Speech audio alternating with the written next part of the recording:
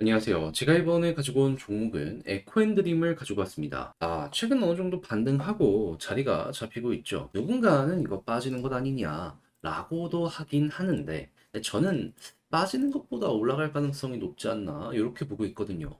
왜 그렇게 생각하는지 하나씩 살펴보도록 할 테니까 들어보시고 도움 된다면 구독 그리고 좋아요 한번 꼭 눌러주시면 감사드리겠습니다. 자, 일단 가장 먼저 에코앤드림 현재 이러한 내용이 나왔습니다. 하나증권에서 이제 2차 전지 전구체 사업 에코앤드림 속도를 낼 거고 흑자 전환 기대감이 커지기 때문에 봐야 한다.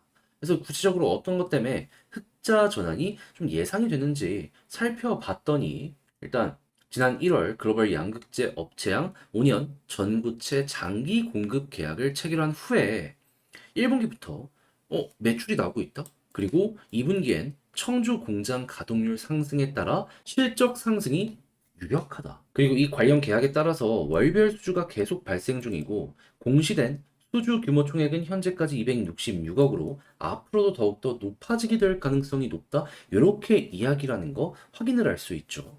그럼 2차 전지 이제 막 성장을 하기 시작을 하는 기업이라면 영업이익 벌써 흑자라면 훨씬 더 높은 평가를 받을 가능성이 높아지게 될 것 같은데, 근데 이제 그 부분에 시너지를 내기 위해서 필요한 건 뭘까요? 그냥 전 세계에 전기차 판매량이 증가하는 모습이 보여지게 된다면 이거는 자연스럽게 따라올 수밖에 없을 겁니다. 근데 현재 들려오는 소식이 매우 긍정적이죠. 왜? 전기차 판매 전 세계 1등 지역을 차지하고 있는 중국에서 다시 한번 살아나는 모습이 우선적으로 보여지고 있거든요. 자, 그랬을 때 최근 테슬라, 이 중국의 판매량이 계속해서 증가하는 게 업계 전체에서 보여지니까 가격 올라갔죠. 그리고서 중국에서 이런 모습이 보여지니까 그 이외의 지역에서도 이전보다는 분위기가 조금씩 풀리고 있다는 거 보여주고 있습니다. 한데 이게 끝일까요? 아니요. 이건 저는 시작점이라고 생각을 합니다. 왜 그러냐면, 자, 지금 전기차를 구매 못하는 이유가 뭡니까? 원래라면 저금리 때는 석유 기름 넣는 것보다 그냥 이자 넣는 게 싸니까. 그리고 얼리 어댑터 이러한 느낌으로 전기차 타고 이게 되게 많았었는데 지금은 전기 가격도 비싸지고 그리고 이자 부담이 되게 큰 상황에서 한 번에 좀 목돈을 다뤄야 되는 이러한 일들이 발생을 하잖아요. 부담스러운 거죠. 한데 지금 미국에서 어떤 소식이 들려오고 있는 상황이다. 물가 잡힌다. 올해 하반기 금리 인하할 가능성 높다. 근데 한 번으로 금리 인하하고 끝날까요? 아니요. 꾸준하게 인하가 계속해서 진행이 되며 시장에서는 3% 아래까지 떨어질 것으로 보고 있습니다. 그러면 자연스럽게 가장 큰 문제가 금리 인하를 진행하면서 해소가 되기 때문에 전기차 소비가 늘어나? 그럼 자연스럽게 야 이거 판매량 이거 월 단위 수주량이 계속해서 새롭게 나오고 있다라고 하니까 이 물량도 커지면서 계속해서 이제 괜찮은 레퍼런스를 쌓아갈 수 있게 될 것이고, 그리고 여기서 어느 정도 검증이 되면 그 이외에 또 전구체를 납품할 수 있기 때문에 계속 이제 돈이 되는 거죠, 이제부터. 물론 아직까지도 전 세계 이제 인프라 투자 이런 부분이 아쉬운 게 많긴 합니다. 하지만 멈춘 적은 없어요. 투자 계속되고 있습니다.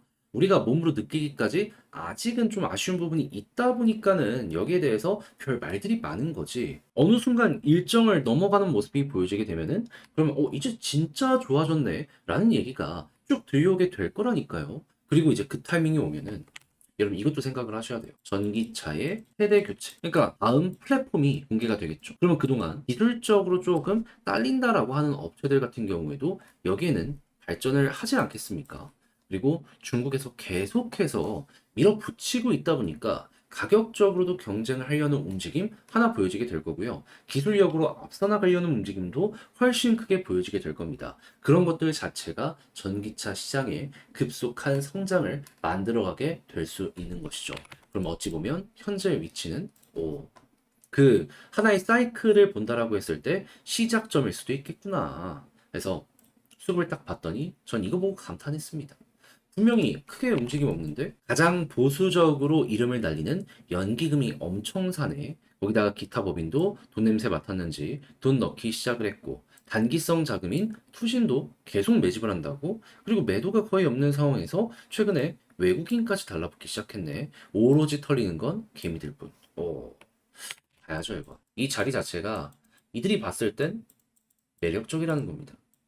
그러면 수급만 괜찮으면 횡보 왔다 갔다? 하듯이 승하지 말고 그냥 편히 보면 되는 거고, 이 상황에서 베스트 21선 위에서 움직이는 모습이 보여지게 되면 지금 이 정배열 완성 거의 다 되고 있잖아요. 마지막으로 61선만 여기 초록색 121선 돌파하는 모습이 보여지게 된다면은 모든 게 정배열되면서 힘이 더 실릴 겁니다.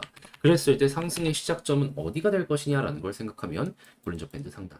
여기 지금 돌파 안 되니까 눌린 거잖아요. 근데 여기 뚫으면 어떻게 되죠? 과거에도 비슷한 사례가 있었을 때 이렇게 상승의 시작 보여지게 되었었습니다. 딱 여기랑 어떻게 보면 비슷하다라고 생각할 수 있는데, 그럼 여기 돌파하면 또 이탈하기 전까지 끌고 가는 식으로 보면 되죠. 자, 이렇게 해서 에코앤드림 현재 이제 보시면 좋을 부분에 대해서 하나씩 쭉 한번 살펴보게 되었는데, 이걸 글로 쓰면서 총정리 영상 마치도록 하면, 일단 첫 번째 나오는 뉴스를 보면 올해 흑자 전환은 너무 기대가 된다. 근데 아셔야 되는 건 뭐다? 지금 좀 약세장인데도 불구하고 흑자 전환 거의 100억 정도 되는 순이익을 뽑아낸다는 겁니다. 그럼 앞으로 금리가 떨어지고 업황이 좋아지게 되면 더 좋아질 수밖에 없을 것이고, 그럼 여기는 시작점이 될 수도 있을 것이다. 그리고 두 번째, 수급적으로 다 좋아서 개인 털리는지 요거 위주로 보시면 되고, 그리고 세 번째 지지라인 베이스는 21선이며 올라간다라고 했을 땐 볼린저 밴드 상단 언제 뚫는지 요거 보시면 되고, 그런 상황에서 쭉 올라가다가 과거처럼 추세가 이탈되는 모습이 보여지게 되면